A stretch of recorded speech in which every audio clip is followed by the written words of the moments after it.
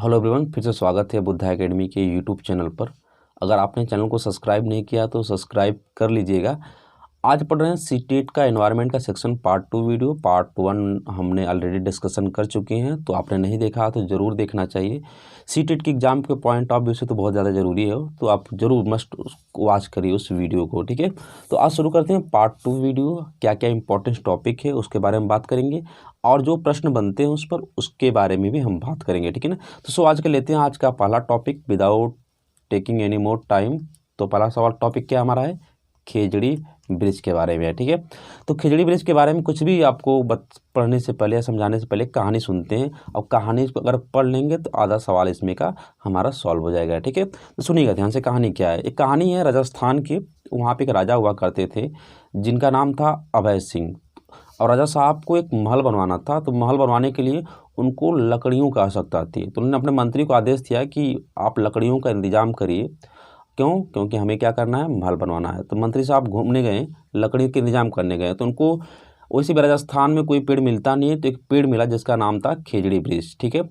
तो खेजड़ी ब्रिज मिला और लकड़ी, और अपने सैनिकों को ले गए उसको कटवाने के लिए। किसको? खेजड़ी ब्रिज को। लेकिन वहाँ की महिलाएं थीं, स्पेशली अगर नाम लें महिलाओं का तो यहाँ पर देख सकते हैं, वहाँ पर एक महिलाएं थीं, उनका नाम था अमृता देवी बिश्नोई, ठीक है ना। उन्होंने पेड़ इस खेजड़ी वृक्ष को काटने का क्या किया, विरोध किया कि नहीं, आप नहीं काट सकते। क्यों?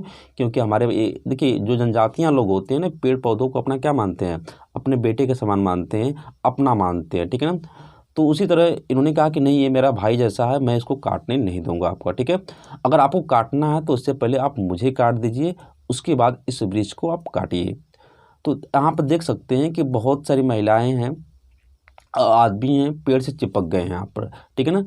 तो इस मंत्री साहब ने आदेश दे दिया कि नहीं, आप आदेश दिया कि राजा कि अब इनको, हमें पेड़ चाहिए, भले से आपका बलिदान मुझे करना पड़ेगा। तो मंत्री साहब ने सबको मरवा दिया, यानी 373 लोगों के आसपास वहाँ पर जाने गई थी उस खेजड़ी वृक्ष आंदोलन में या बिश्नोई आंदोलन में, ठीक है ना। इसका नेतृत्व किसने किया था? अमृताबाई देवी बिश्नोई ने किया था, ठीक है। तो यहाँ पर देख सकते हैं सभी लोग पेड़ों से चिपक रहे हैं। सवाल ये भी बनता है कि सबसे पहले चिपको आंदोलन का झलक कहाँ मिलती है? तो कहाँ मिलती है, बिश्नोई आंदोलन या खेजड़ी वृक्ष आंदोलन में सबसे पहले चिपको आंदोलन की झलक मिलती है, क्योंकि यहाँ पर सबसे पहले महिलाएं थीं, आदमी थे, पेड़ों से चिपके थे। किसको बचाने के लिए? पेड़ों को बचाने के लिए, ठीक है। तो इन चीज़ों को आपको ध्यान में रखना पड़ेगा एज ए कहानी के रूप में, ठीक है। वैसे कोई इसका मतलब नहीं है, ठीक है ना। तो खिचड़ी की ब्रिज के बारे में हमारा एनसीईआरटी क्या कहता है, उसका कोई समरी क्या है, उसके बारे में थोड़ा सा बात कर लेते हैं। तो पहला पॉइंट क्या बोल रहा है, खिचड़ी गाँव जोधपुर के निकट राजस्थान में। इस पॉइंट को आपको रिमाइंड करना, याद करना होगा, ठीक है। और यहाँ देखो दूसरा पॉइंट क्या बोल रहा है, यहाँ पर 300 साल पहले लकड़ी का इस्तेमाल करके घर बनाए जाते थे। सही बात है, बिल्कुल, क्योंकि राजा साहब थे तो उनको महल बनवाना था, तो इसलिए तो राजा साहब को महल बनवाना था, इसलिए तो लकड़ी के लिए मंत्री साहब को भेजे थे। तो बिल्कुल सही बात है कि यहाँ पर 300 साल पहले लकड़ी का इस्तेमाल करके घर बनाया जाता था। और इस गांव के लोगों को बिश्नोई कहा गया। इसी गांव में से कौन थी वो? अमृता देवी बिश्नोई। आपको दिमाग में रखना पड़ेगा, ठीक है। और चौथा पॉइंट, इस पेड़ की खासियत क्या थी उसके बारे में बताया जा रहा है। बताया जा रहा है कि खिचड़ी वृक्ष को विकास के लिए ज़्यादा पानी की आवश्यकता नहीं होती है। इसकी लकड़ी दीमक या कीड़ों से ख़राब नहीं होते। देखिए, जो पौधे राजस्थान में या रेगिस्तान में होते हैं ना, उनको वैसे भी वहाँ पानी की आवश्यकता, पानी कमी होता है, तो इसलिए बिना पानी का या कम पानी का अपना विकास करता है। कौन वृक्ष? खिचड़ी वृक्ष, ठीक है ना। और जैसे हमारा नीम का पेड़ होता है ना, उसमें दीमक कीड़े नहीं लगते, उसी तरह खिचड़ी वृक्ष में क्या लगता है, दीमक के कीड़े नहीं लगते हैं, ठीक है। और पाँचवा पॉइंट क्या बोल रहे हैं यहाँ पर देख समझ सकते हैं, अमृता देवी का संबंध चिपको आंदोलन। अब देखिए, चिपको आंदोलन क्यों बोला जा रहा है, क्योंकि चिपको आंदोलन का सबसे पहले झलक कहाँ मिलती है, खिचड़ी वृक्ष आंदोलन या फिर बिश्नोई आंदोलन से मिलती है, ठीक है ना। या अमृता देवी का संबंध चिपको आंदोलन एवं खिचड़ी वृक्ष आंदोलन से है, या फिर इसको कहीं कहीं आप बिश्नोई आंदोलन भी याद रख सकते हैं, ठीक है ना, बिश्नोई, ठीक है ना। यहाँ पर बिश्नोई आंदोलन से भी इसको याद कर सकते हैं, किसको? अमृता देवी बिश्नोई को, ठीक है। तो कुछ सवाल बनते हैं, उसको सवाल को देख लेते हैं। देखिए क्या हमें सवाल बन रहा है, खिचड़ी वृक्ष के बारे में सही कथन को चुनिए। तो पहला पॉइंट क्या बोला जा रहा है यहाँ पर, यह वृक्ष मुख्यतः रेगिस्तानी क्षेत्र में पाया जाता है। तो बिल्कुल सही बात है कि ये कहाँ पाया जाता है, रेगिस्तानी क्षेत्र में पाया जाता है, ठीक है ना। इससे अधिक जल की आवश्यकता नहीं होती। तो अगर रेगिस्तानी क्षेत्र में पाया जाएगा तो जाहिर सी बात है रेगिस्तानी क्षेत्र में जल होते ही नहीं है, तो ये भी बात बिल्कुल क्या होगी, सही होगी। ठीक है ना। यह छायादार वृक्ष है जिसके छाया में बच्चे खेलना पसंद करते हैं, बिल्कुल ये काफ़ी विकास करता है, कम पानी में विकास करता है, छायादार होता है, तो ये भी बिल्कुल बात सही है। ठीक है ना। यह अपने तनी में जल एकत्र करता है और लोग पतले पाइप में इस जल को पीते हैं, ये बात बिल्कुल गलत है। लेकिन ये बात किसके संदर्भ में सही होगी, ये बात ओक ट्री के संदर्भ में सही होगी। ठीक है ना। लेकिन खेजड़ी वृक्ष के बारे में सही नहीं होगी। तो ऑप्शन ए, बी और सी इसका करेक्ट आंसर है, ऑप्शन नंबर सी के साथ जाएंगे। ठीक है। अगला आते हैं, अब बात कर रहा है कर्णम मल्लेश्वरी के बारे में। ठीक है ना। यहाँ देखिए क्या बात की जा रही है एनसीईआरटी में, देखिए समरी है, बहुत कहानियाँ बनाई गई हैं आपके एनसीईआरटी में, तो उसका समरी हम लोगों ने लिखा है यहाँ पर। ठीक है ना। तो पहला पॉइंट क्या है, कर्णम मल्लेश्वरी आंध्र प्रदेश से हैं। ठीक है। दूसरा पॉइंट क्या है, इसका संबंध किससे है, इनका संबंध वेट लिफ्टिंग से यानी भारोत्तोलक से है। इनके पिताजी पुलिस में हैं, इनके पिताजी पुलिस में, 4 बहनें, बाकी 4 बहनें यहाँ पर भार उत्तोलक होना चाहिए। ठीक है ना।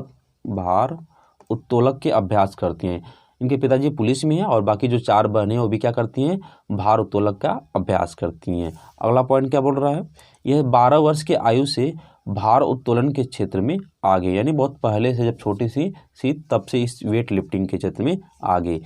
इन्होंने 29 अंतर्राष्ट्रीय पदक जीते। ध्यान रखिएगा कि भारत की पहली महिला है जो ओलंपिक में कोई मेडल प्राप्त की, ये भी आपको माइंड में रखना होगा कि भारत की पहली महिला है जिन्होंने ओलंपिक में मेडल प्राप्त किया है। कौन, कर्णम मल्लेश्वरी, ये भी आपको ध्यान में रखना पड़ेगा। ठीक है ना। छठा पॉइंट क्या बोल रहा है, यहाँ 130 केजी तक भार को उठा सकती हैं। तो 6 पॉइंट हैं, इनको आपको याद रख सकते हैं। कहाँ से हैं, आंध्र प्रदेश से। क्या इनका प्रोफेशन है, तो भारोत्तोलन में प्रोफेशन है। इनके पिताजी पुलिस हैं, बाकी की 4 बहनें क्या हैं, 4 बहनें हैं, वो भी क्या करती हैं, वेट लिफ्टिंग का अभ्यास करती हैं। इन्होंने 12 वर्ष की आयु से क्या कर दिया, वेट लिफ्टिंग के क्षेत्र में आ गई हैं। उन्होंने 29 अंतर्राष्ट्रीय पदक जीते हैं और यह 130 केजी तक भार को उठा सकती हैं। और एक पॉइंट और याद रख सकती हैं, यहाँ पहली भारतीय महिला है जिन्होंने किसी ओलंपिक में मेडल प्राप्त किया है। कौन, कर्णम मल्लेश्वरी। चलिए सवाल देख लेते हैं इन पर। कर्णम मल्लेश्वरी के बारे में निम्नलिखित कथनों पर विचार कीजिए। ठीक है ना। तो पहला कथन क्या है, वह अंतर्राष्ट्रीय ख्याति की भारोत्तोलक है, तो बिल्कुल बात सही है क्योंकि 29 अंतर्राष्ट्रीय पदक जीतते हैं। ठीक है ना। वह कर्नाटक से है, नहीं भाई ये तो बात क्या हो गई, बिल्कुल गलत है। वो कहाँ से हैं, वो आंध्र प्रदेश से हैं। ठीक है ना। उनके नाम कई रिकॉर्ड दर्ज हैं, वह 130 किलोग्राम तक वजन उठा सकती हैं, ये बात भी बिल्कुल क्या है, सही है। ठीक है ना। जब वो 12 साल के थे तब उन्होंने वजन उठाना शुरू कर दिया, तो ये भी बात क्या होगी, सही है। तो ऑप्शन ए, ऑप्शन सी और ऑप्शन डी बिल्कुल क्या है, करेक्ट है। और ऑप्शन बी क्या है, बिल्कुल गलत है। हालांकि इसमें जो ऑप्शन होना चाहिए था वो इसी तरह का 4 ऑप्शन होना चाहिए था आपका। ठीक है ना। इसी तरह के ए बी करके सी डी करके इसी में 4 करके ऑप्शन होना चाहिए था, लेकिन नहीं है। फिर भी आप समझ सकते हैं तीनों बात क्या है, सही है, और बी वाला क्या है आपका, गलत है। ठीक है। चलिए आगे आते हैं। अब बात की जा रही है मधुबनी पेंटिंग के बारे में। देखिएगा मधुबनी पेंटिंग के बारे में इंटरेस्टिंग क्या है। ठीक है। तो मधुबनी पेंटिंग देखिएगा, मधुबनी, अब देखिए जो बिहार का एक ज़िला है जिसका नाम है मधुबनी, वहाँ पे कला है, एक पेंटिंग की कला जिसको क्या बोला जाता है, मधुबनी पेंटिंग। ठीक है। अब मधुबनी पेंटिंग के बारे में कुछ इंटरेस्टिंग फैक्ट पढ़ लेते हैं, एनसीईआरटी हमारा क्या कहता है। ठीक है। अब देखिएगा मधुबनी बिहार का एक ज़िला है, बिल्कुल सही बात है। मधुबनी क्या है, बिहार का एक ज़िला है। मधुबनी पेंटिंग पुराने लोक कला का रूप, यानी यह क्या होता, बिहार का क्या है, एक पुराना लोक कला है, क्या, मधुबनी पेंटिंग।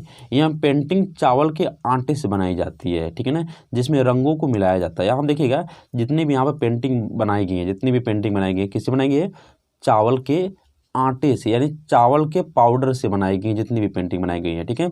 और उसमें अलग अलग रंग मिलाया जाता है। देखिए जैसे नीले रंग के लिए नील का पौधा, पीले रंग के लिए हल्दी, और अलग अलग रंग के लिए फूल और पौधे के प्राकृतिक रंगों का प्रयोग किया जाता है।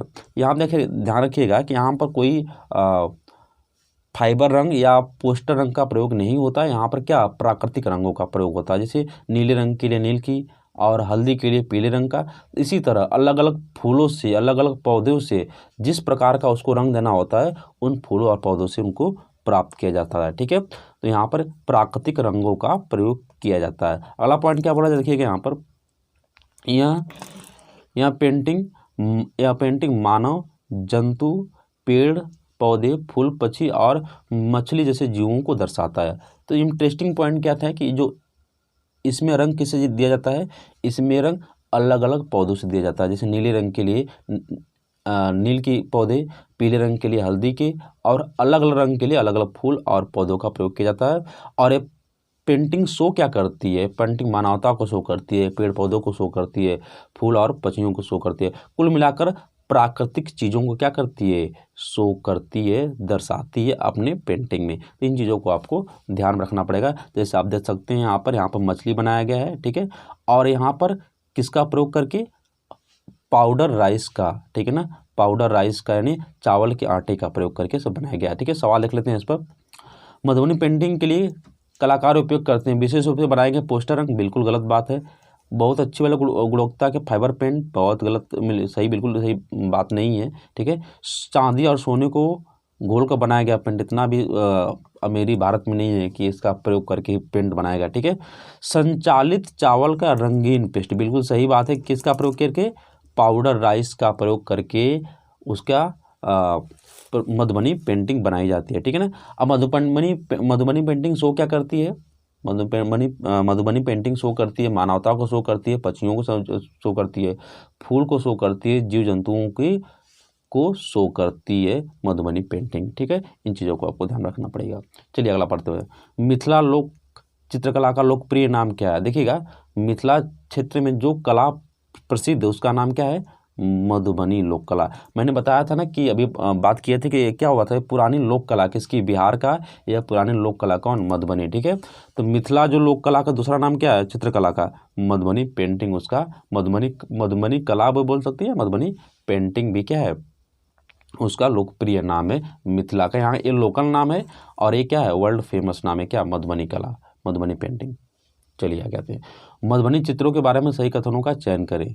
इन चित्रों को बनाने के लिए इंडिगो, हल्दी, फूलों और पेड़ों से रंग आदि का प्रयोग किया जाता है, बिल्कुल सही बात। हमने अभी डिस्कशन किया था कि जो रंग दिए जाते हैं, जैसे नीले रंग के लिए नील का, हरे रंग के लिए हल्दी का, और पीले रंग के लिए हल्दी का, और अलग अलग रंग देने के लिए फूलों और पौधों का प्रयोग किया जाता है, यानी कुल मिलाकर प्राकृतिक रंगों का प्रयोग किया जाता है। तो पहली बात क्या है, सही है। चित्रों में मानव, पशु, पेड़, फूल, पक्षी, मछली आदि दिखाई देते हैं, तो बिल्कुल सही बात है। इन्हीं चीज़ों को पेंटिंग क्या करती है, शो करती है, यानी प्राकृतिक चीज़ों को पेंटिंग शो करती है। ठीक है, यह लोक कला का पुराना रूप है और इसका नाम मधुबनी के नाम पर रखा गया है, बिल्कुल सही बात है। मधुबनी बिहार का जिला है और उस जिले के नाम पर इस पेंटिंग का नाम रखा गया है मधुबनी पेंटिंग। नहीं, ये भी बात बिल्कुल सही है। ठीक है, मधुबनी राजस्थान का एक प्रसिद्ध जिला है, तो ये बिल्कुल बात क्या है, गलत है। मधुबनी कहाँ का जिला है, ये बिहार का जिला है, तो ऑप्शन नंबर डी गलत है, ए, बी और सी क्या है, बिल्कुल सही है।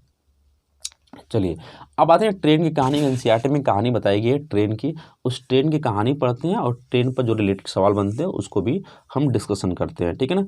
तो ट्रेन की कहानी में क्या बताया जा रहा है, सुनिएगा ध्यान से।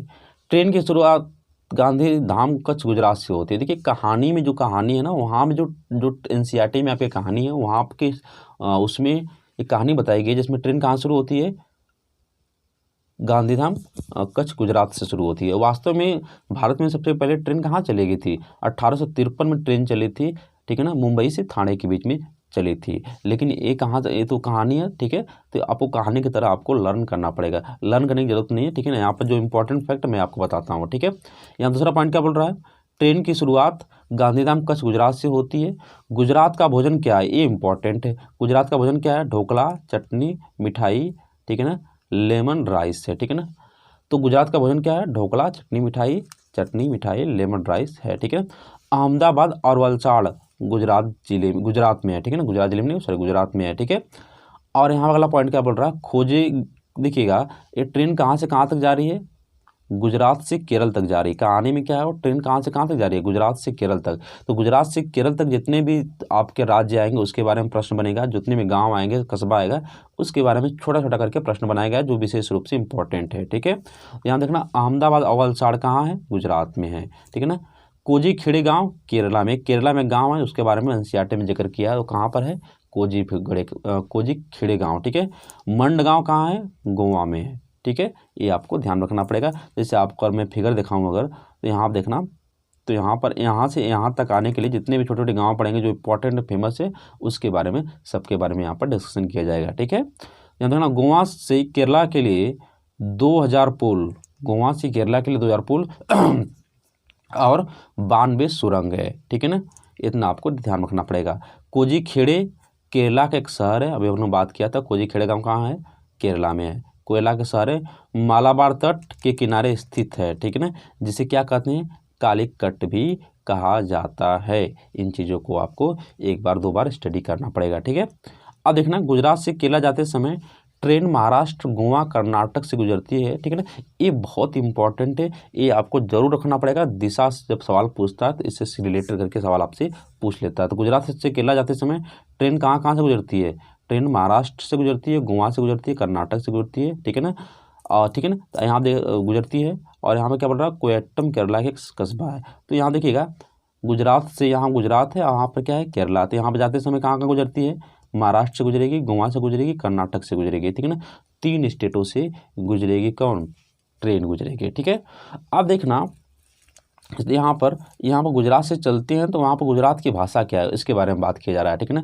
तो गुजरात की भाषा देखेंगे, गुजरात की भाषा कहाँ पर है?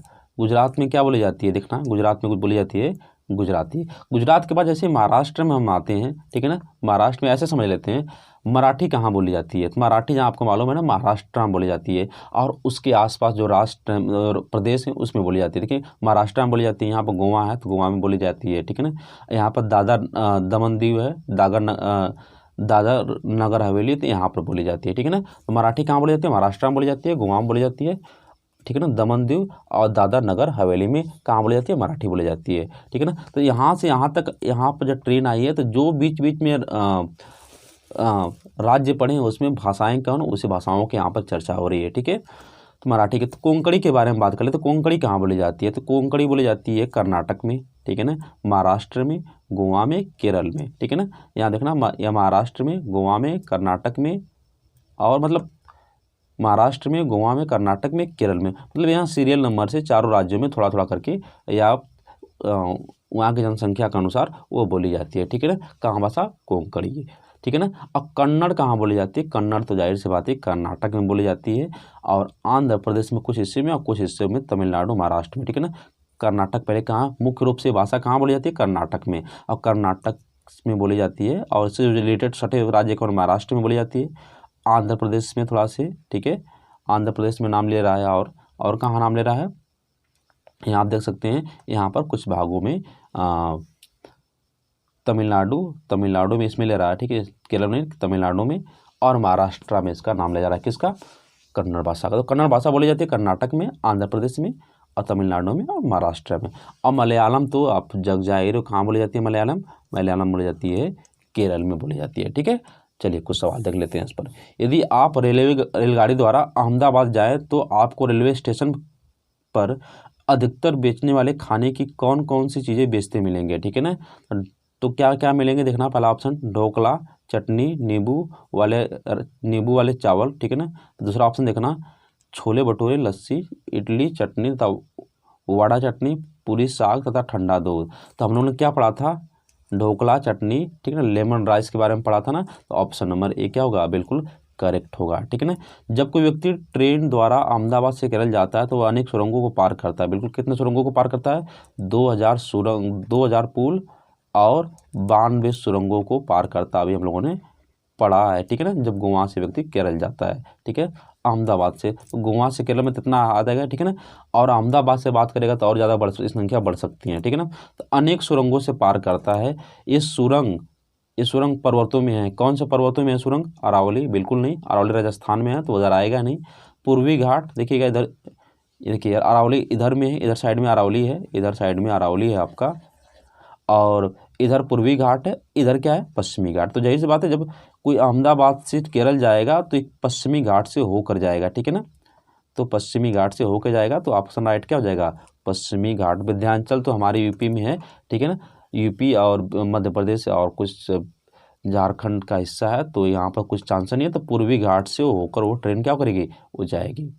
चलिए, अब ट्रेन अगर जा रहा है अहमदाबाद से जा रहा है केरल जा रहा है, तो वहाँ पर ट्रेन का टिकट भी तो लगेगा आपका। तो ट्रेन के टिकट में क्या क्या होगा, सवाल पूछता है कि ट्रेन टिकट में क्या क्या चीज़ें अंकित होती है। तो पहला क्या अंकित होता है, ट्रेन नंबर, ठीक है ना। ट्रेन के टिकट में क्या अंकित होता है, पहला नंबर ट्रेन नंबर, देखिए यहाँ पर ट्रेन नंबर दिया है, ट्रेन नंबर अंकित होता है। दूसरा क्या है, यात्रा की तारीख, देखिएगा यहाँ पे यात्रा की तारीख दे दिया है, ठीक है। आपका बर्थ और कोच नंबर, ठीक है ना, यहाँ देखिएगा बर्थ नंबर है, यहाँ पर क्या है, कोच नंबर। टिकट का किराया, देखिए टिकट का किराया आपका यहाँ पर शो किया गया है, ठीक है ना। दूरी किलोमीटर में, तो देख सकते हैं अगर कहीं दूरी आपका दिया होगा, ठीक है, दूरी यहाँ पर दिया है, ठीक है, दूरी यहाँ पर दिया है 314 किलोमीटर, ठीक है। तो इन पांचों चीज़ों को आपको ध्यान रखना पड़ेगा कि ट्रेन में क्या क्या नोटिस किया गया होता है, ट्रेन नंबर, यात्रा की तारीख, बर्थ और कोच नंबर, टिकट का किराया और दूरी किलोमीटर में, ठीक है ना। ट्रेन के टिकट पर यही सारी चीज़ें विवरण होती है, ठीक है ना। सवाल लेते हैं आज का। चलिए, सवाल क्या है कि बुकिंग के तारीख निम्नलिखित में कौन सी जानकारी आरक्षित रेल टिकट से प्राप्त की जा सकती है। तो पहला ऑप्शन है बुकिंग की तारीख, समय यात्रा की शुरुआत की तारीख और समय, बिल्कुल सही बात है, ठीक है ना। यात्रा के शुरुआत का समय दिया होता है, बुकिंग के समय भी दिया होता है, तो ऑप्शन नंबर 1 क्या होगा, बिल्कुल सही होगा आपका। कोच नंबर, बर्थ नंबर और किराया भी बिल्कुल बात सही है, ठीक है, ठीक है। ट्रेन नंबर, ये भी बिल्कुल बात सही है। गंतव्य पर पहुंचने की तिथि और समय, ये भी बात बिल्कुल सही है, ठीक है ना। चारों बात बिल्कुल क्या है, सही है। यात्रियों का नाम, बिल्कुल गलत बात है, यात्रियों का नाम बिल्कुल नहीं होता है, ठीक है ना। तो ऑप्शन ए, बी और डी और ई, ये आपका बिल्कुल क्या है, करेक्ट है। ऑप्शन नंबर सी क्या है, बिल्कुल गलत ऑप्शन है, ठीक है ना। यात्रियों का नाम नहीं होता है, ठीक है ना, ये आपका ध्यान रखना। आयु होती है, ठीक है, लिंग भी होता है, लेकिन यात्रियों का नाम नहीं होता उस पर, ठीक है। चलिए एक पॉइंट पढ़ते हैं। अब पढ़ते हैं, देखिए हम लोग कहाँ से कहाँ तक आ रहे हैं, हम लोग गुजरात से हम लोग केरला तक आया, तो हमने बहुत सारी चीज़ें पढ़ी हैं, ठीक है। बहुत सारी चीज़ में क्या पढ़ी है कि गुजरात में कौन कौन से भोजन होते हैं, ठीक है ना, और इन स्टेटों में कौन कौन सी भाषा बोली जाती है, ठीक है ना। फिर हमने कुछ उस पर सवाल पढ़ा है, ठीक है। तो आप थोड़ा केरल के बारे में हल्का से पढ़ लेते हैं। आप देखिएगा, फेरी एक प्रकार की नाव जो केरला में प्रयोग की जाती है, फेरी एक प्रकार की नाव है। अब देखिए एक नाव हम लोगों ने और पढ़ा था जिसका नाम था वेलम नाव, ठीक है ना, वो भी केरला में प्रयोग की जाती थी, किसके लिए, बच्चों को स्कूल जाने के लिए, ठीक है ना। यहाँ फेरी प्रकार की नाव जो केरला में प्रयोग की जाती है, ठीक है ना। ये पॉइंट तो हो गया आपका, एक पॉइंट देख लेते हैं। मलयालम में पिता के छोटे भाई को चिटप्पन कहते हैं, ठीक है ना। मलयालम में पिता के छोटे भाई को चिटप्पन कहते हैं। अब पिता के छोटे भाई की पत्नी को कुजम्मा कहते हैं, ठीक है ना। दो चीज़ों को आपको ध्यान रखना पड़ेगा, ठीक है ना। पिता के छोटे भाई को क्या बोलते हैं, चिटप्पन, और पिता के छोटे भाई की पत्नी को बोलेंगे कुजम्मा, ठीक है ना। तो आज के लिए वीडियो इतना था। वीडियो अच्छा लगा हो तो लाइक करके सब्सक्राइब जरूर कर सकते हैं आप, ठीक है। मिलते हैं अगले वीडियो में, तब तक के लिए गुड लक, गुड बाय।